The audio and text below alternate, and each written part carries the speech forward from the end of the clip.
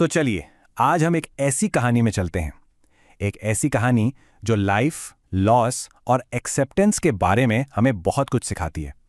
ये कहानी है गौतम बुद्धा के मशहूर सरमन एट बनारस की। Is death a personal tragedy या फिर एक यूनिवर्सल ट्रूथ? ये एक बहुत गहरा सवाल है ना।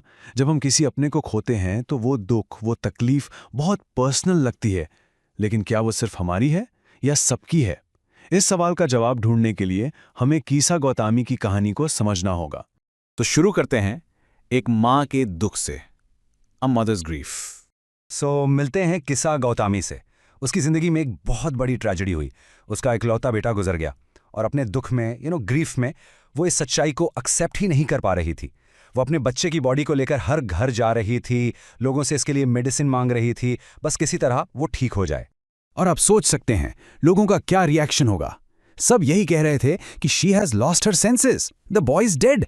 मतलब बेचारी का दिमाग काम नहीं कर रहा, लड़का तो मर चुका है। देखिए, सबको सच साफ साफ नजर आ रहा था, पर किस्सा गौतमी के लिए उसका दुख एक दीवार जैसा था। एक ऐसी दीवार जो उसे सच देखने ही नहीं दे रही थी। यहां से उसकी जर्नी एक नया मोड़ लेती है, द इम्पॉसिबल मस्टर्ड सीड। तो जब किस्सा गौतमी को कहीं से कोई उम्मीद नहीं मिली, तब किसी ने उससे सलाह दी कि वो साक्य मुनि यानी द बुद्धा के पास जाए। वो अपनी आखिरी उम्मीद लेकर उनके पास पहुंची और बस एक ही चीज मांगी, अपने बेटे के लिए दवाई। अब यहाँ पे चीजें इंटरेस्टिंग हो जाती हैं। बुद्धा ने उसे मना नहीं किया, बिल्कुल नहीं। उन्होंने कहा, हाँ मैं तुम्हारी मदद जरूर करूंगा, पर उसके लिए तुम्हें एक काम करना होगा। मुझे एक मुट्ठी सरसों के बीज ला कर दो। Simple right? लेकिन उन्होंने एक शर्त रखी, और वो शर्त ही सब कुछ थी। उन्होंने कहा, ये बीज एक ऐसे घर से होने चाहिए जहां आज तक किसी की मौत ना हुई हो, ना किसी बच्चे की, ना हस्बैंड की, ना पेरेंट की, ना ही किसी दोस्त की। किस्सा गौतमी को लगा, चलो ये तो बहुत आसान है। वो घर घर गई और लोगों ने भी उस पर तरस खाकर फौरन कहा, here is mustard seed, take it, ले लो ले लो। ऐसा लगा जैसे उसका काम बस होने ही वाला है। लेकिन जैसे ही वो बुद्धा की शर्त के बारे में पूछती थी कि क्या इस घर में कभी कोई गुजरा है, हर जगह से जवाब एक ही मिलता था।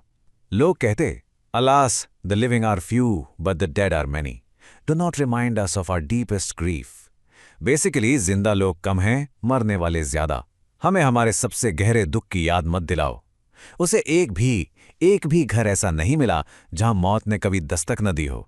और इसके बाद आता है वो मोमेंट, वो पल जहां सब कुछ साफ हो जाता है, द फ्लिकरिंग लाइट्स। सोचो, पूरा दिन भटकने के बाद किस्सा गौतमी कितनी थक गई होगी, कितनी होपलेस हो गई होगी।